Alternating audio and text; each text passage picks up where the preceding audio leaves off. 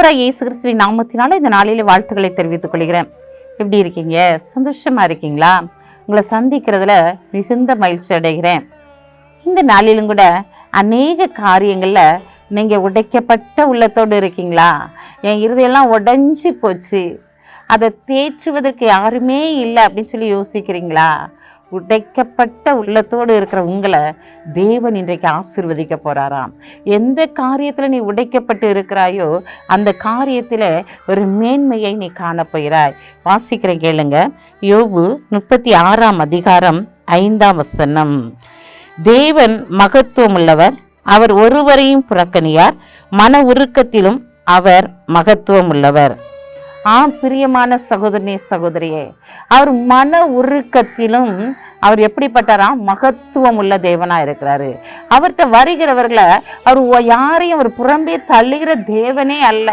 நீங்க இன்னைக்கு ஆண்டவரேன்னு சொல்லி கூப்பிடும் போது, ஆண்டவரே இந்த நாள் உள்ள உடைஞ்சு போய் இருக்கிறேன்ப்பா, என் உடைந்து போன உள்ளத்தை தேய்ச்ச வாங்க, என் காயங்களை ஆற்ற வாங்கன்னு சொல்லி நீங்க கூப்பிடும் போது அவர் நிச்சயமாய் உங்கள் அருகிலே கடந்து வருவார். அது எந்த பிரச்சனையா இருந்தாலும் பரவாயில்ல, எப்படிப்பட்ட காரியமா இருந்தாலும் பரவாயில்ல, அவர்கிட்ட வர்றவங்களை அவர் புறம்பே தள்ளுறதே இல்லை.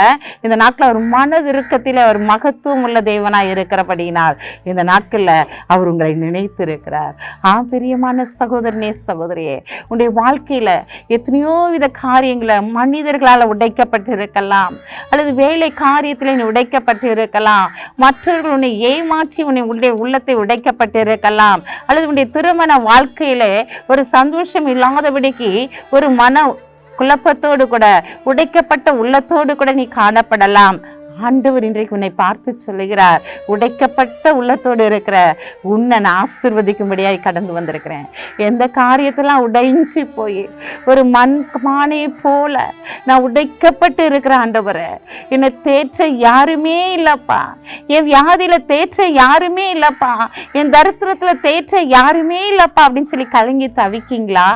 இன்றைக்கு உங்களை தேற்றும்படியாக, உடைந்து போன உங்களுடைய வாழ்க்கையை அவர் கட்டும்படியாக, அவர் ஆசீர்வதிக்கும்படியாக இந்த நாளில் உன் அருகிலே கடந்து வந்திருக்கிறார். கலங்காதீங்க. ஏன் கலங்குறீங்க? உள்ள உடைஞ்சு போயிட்டீங்க இல்லையா? இன்றைக்கு எங்களுடைய காயங்களை கட்டும்படியாக மனதுருக்கத்திலே மகத்துவம் உள்ள தேவன் உன் அருகிலே கடந்து வந்திருக்கிறார். அவர் உன்னை புறக்கணிப்பதே இல்லை, அவர் உன்னை ஆசீர்வதிக்கும்படியாய், உன்னை பலப்படுத்தும்படியாய் கடந்து வந்திருக்கார். கலங்காதீங்க. கண்களை முடிச்சு பிப்போம். அன்புள்ள ஆண்டவரே, இந்த நாளுக்காக உமக்கு நன்றி செலுத்துறையா. யாரெல்லாம் உள்ள உடைந்து போய் மனசோர்ந்து போய் இருக்கிறாங்களோ அவங்களுடைய இருதயத்தை தேய்ச்சுங்கப்பா, அவங்களுடைய காயங்களை ஆற்றுங்கப்பா.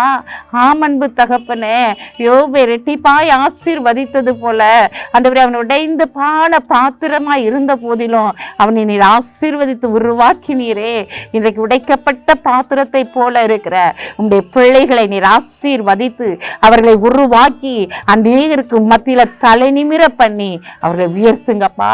இந்த நாளில் என்னுடைய கரத்துல ஒன்றுமே இல்லப்பா, உங்க கரத்தின் கிரியிலிருந்து உங்களுடைய பிள்ளைகளை ஆசீர்வதித்து கனப்படுத்துங்க. இயேசுவின் நாமத்தில் ஜெபிக்கிற நல்ல பிதாவே, ஆமென்.